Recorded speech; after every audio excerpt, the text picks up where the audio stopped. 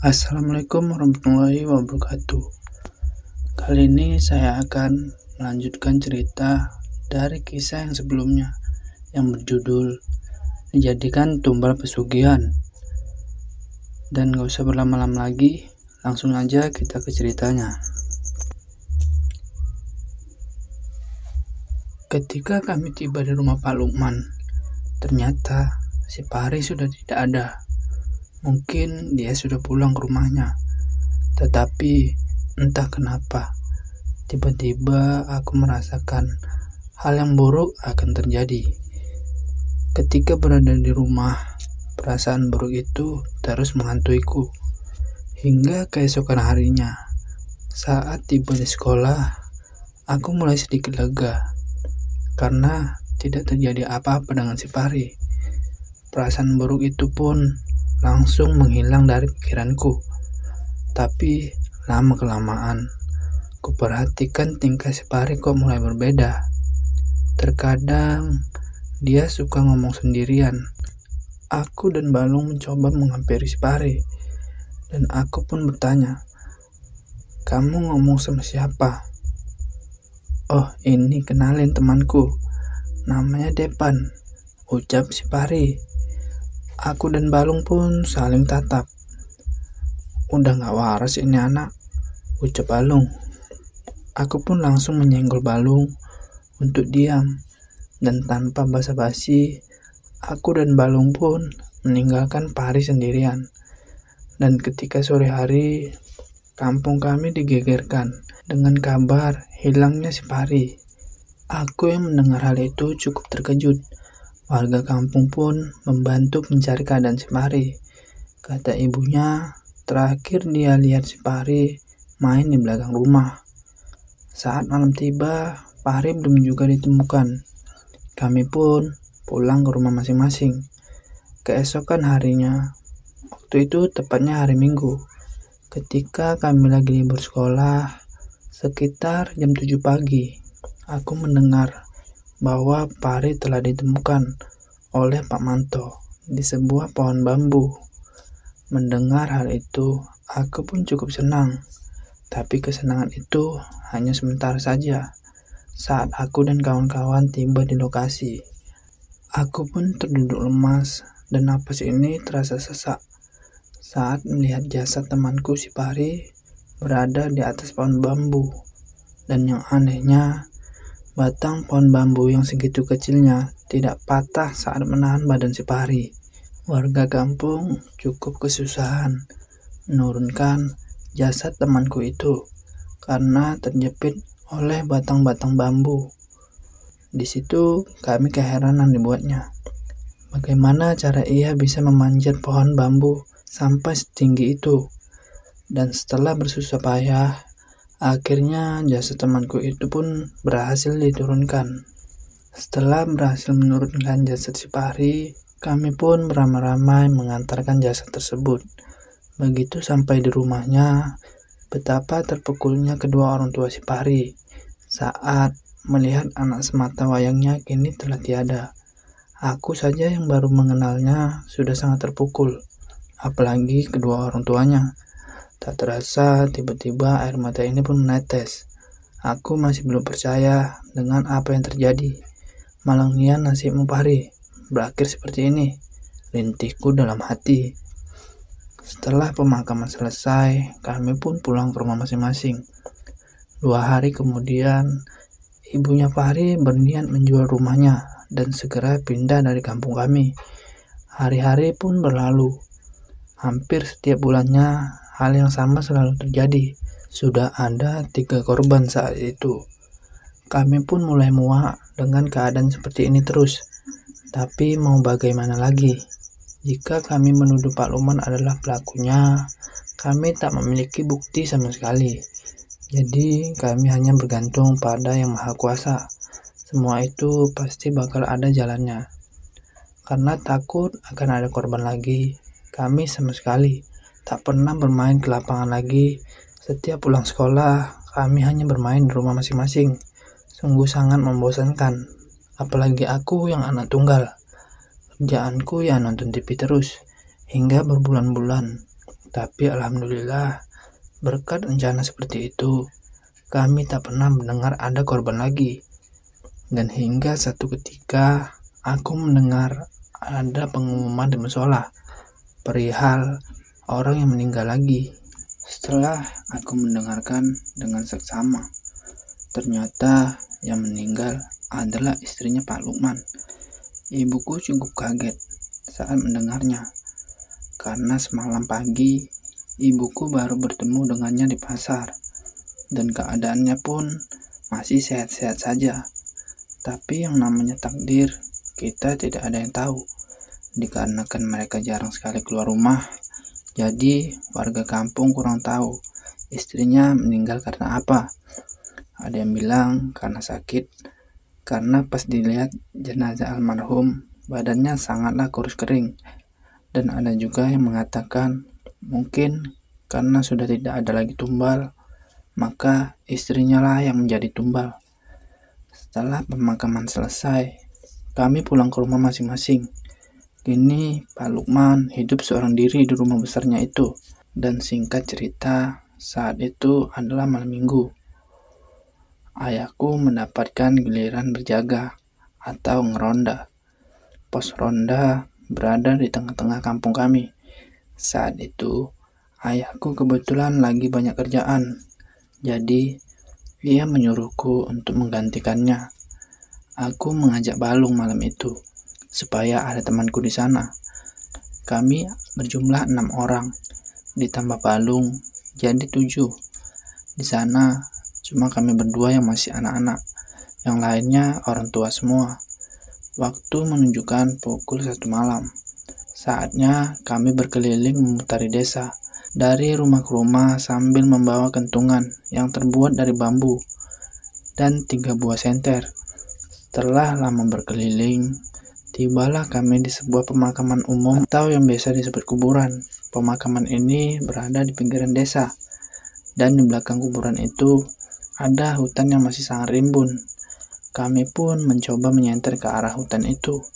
Cukup lama juga kami menyenter hutan itu, dikarenakan jika ada maling yang terlihat oleh kami, pasti mereka larinya ke hutan ini. Pak, itu di sana kok kayak ada orang, ucap si Balung. Di mana? Tanya Pak Iwan. Itu Pak, di tengah-tengah kuburan itu, ucap Balung lagi. Saat Pak Iwan menyorotkan senternya, ternyata memang benar, ada seseorang di sana yang membuat bulu kuduku meremang. Kalau aku hanya berdua dengan Balung, mungkin aku sudah lari terbirit-birit dari tempat itu. Tapi karena saat ini kami rame, ya aku pura-pura sok berani. Pertama kami pikir itu tadi setan. Lama-kelamaan dilihat lagi, ternyata orang. Orang itu sepertinya sedang kerasukan. Dia menari-nari seperti tarian Jawa atau tarian ronggeng. Aku nggak tahu nama tariannya, tarian apa. Pokoknya dia menari-nari nggak jelas gitu. Lama kami memperhatikannya, dan dengan perlahan kami mulai mendekati sosok itu. Setelah agak lumayan dekat, barulah terlihat jelas wajah dari sosok tersebut. Ya, orang itu adalah Pak Lukman. Saat itu dia masih terus menari tanpa berhenti sedikit pun. Dan tiba-tiba dia menatap ke arah kami. Saat aku melihat wajahnya, raut wajahnya sungguh sangat menyedihkan. Ia seperti ingin mengatakan sesuatu, seperti ingin meminta tolong kepada kami. Astagfirullahaladzim, ucap Pak Iwan. Ada apa Pak? Tanya kami. Coba kalian lihat di pundaknya. Ternyata ada sosok bertubuh besar yang dari tadi nangkring di pundaknya Pak Lukman. Sosok itulah yang dari tadi menggerakkan tubuh Pak Lukman. Dan tiba-tiba Pak Lukman berjalan ke arah hutan, dan kami berusaha mengejarnya dan memanggil-manggil namanya. Akan tetapi dia terus berjalan tanpa menoleh sedikit pun. Yang anehnya, semakin kami kejar, semakin dia menjauh. Padahal saat itu Pak Lukman hanya berjalan pelan, sedangkan kami mengejarnya setengah berlari. Seketika langkah kami pun terhenti. Semakin dalam kami memasuki hutan itu, yang ada kami nantinya yang bakalan tersesat. Jadi kami memutuskan untuk kembali dan menceritakan hal itu ke Pak Kepling atau kepala lingkungan. Daerah kami tidak ada RT atau RW, yang ada cuma Pak Kepling. Keesokan harinya, setelah melapor ke Pak Kepling, kami langsung OTW ke rumah Pak Lukman. Setelah sampai di rumah Pak Lukman, kami mengetuk rumahnya dan bolak-balik memanggilnya. Tapi tak ada jawaban sama sekali.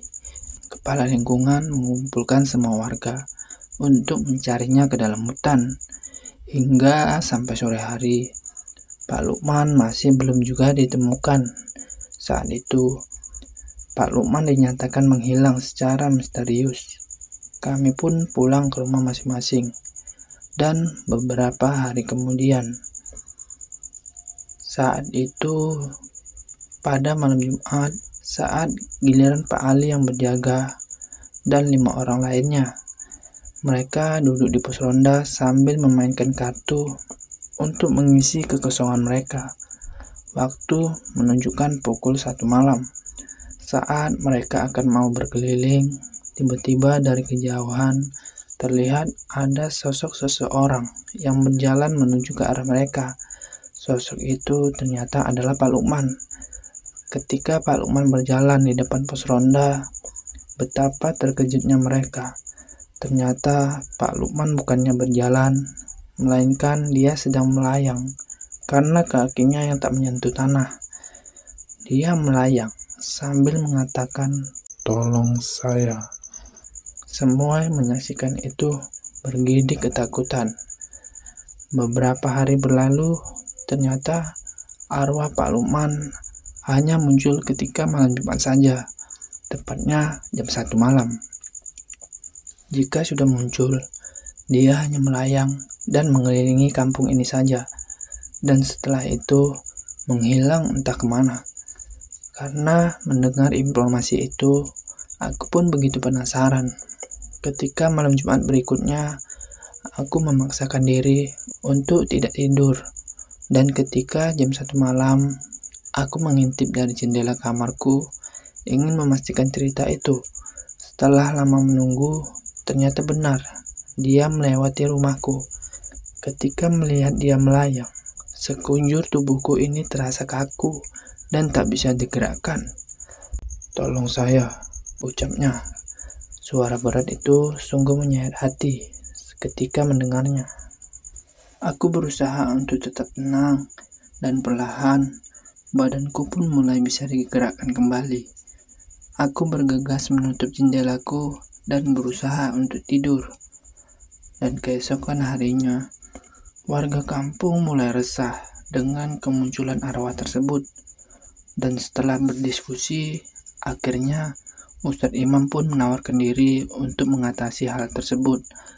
Malam Jumat berikutnya, saat jam 1 malam, kami satu warga kampung dan Ustadz Imam sudah menunggu kehadiran arwah Pak Lukman. Saat mereka berpas-pasan, Ustadz Imam mencoba berinteraksi dengan arwah itu. "Tolong saya," ucap arwah Pak Lukman. "Apa yang bisa saya bantu? Katakan," sahut Ustadz Imam. "Tolong makamkan jasad saya dengan layak, agar arwahku bisa tenang. Dan aku juga ingin meminta maaf kalau selama ini aku sudah banyak menumbalkan anak kecil untuk mendapatkan harta dan kekayaan yang melimpah." Perkataan itu didengar oleh semua warga. Dan ada beberapa warga yang tidak terima dan tidak sudi membantunya. Akan tetapi, sebelum kami kemari, kami sudah buat perjanjian dengan Ustadz Imam. Kalau Ustadz Imam mau turun tangan, kami harus menuruti apa yang diinginkan Ustadz Imam itu. Saat itu, Ustadz Imam meminta semua warga untuk memaafkannya dan akan memakamkan arwahnya dengan layak. Dan terpaksa dengan berat hati, mereka yang tidak terima tidak bisa membantah permintaan Ustadz Imam. Tapi Saat ini kami tidak tahu keberadaan jasadmu, Pak Lukman, ucap Ustadz Imam. Jasadku berada di kamarku. Setelah mengatakan hal itu, arwah itu pun tiba-tiba menghilang, dan keesokan harinya beberapa warga berkumpul di rumah Pak Lukman. Ternyata rumahnya terkunci, dan dengan terpaksa kami pun mendobraknya dengan paksa. Setelah itu, tercium aroma bau busuk yang sangat menyengat. Selama ini tak pernah tercium oleh kami, dikarenakan rumahnya sangat tertutup dengan rapatnya. Setelah masuk ke kamarnya, akhirnya kami menemukan jasad tersebut dengan keadaan yang sudah membusuk. Rasanya ingin muntah saat melihatnya. Dan singkat cerita, akhirnya jasad tersebut pun sudah dimakamkan dengan layak. Setelah peristiwa itu, akhirnya tidak ada lagi hal-hal yang aneh yang terjadi di kampung kami. Dan cerita pun tamat. Terima kasih buat kalian yang sudah mengikuti cerita ini sampai habis. Assalamualaikum warahmatullahi wabarakatuh. Dijadikan tumbal pesugihan. Karya Ais Winanda.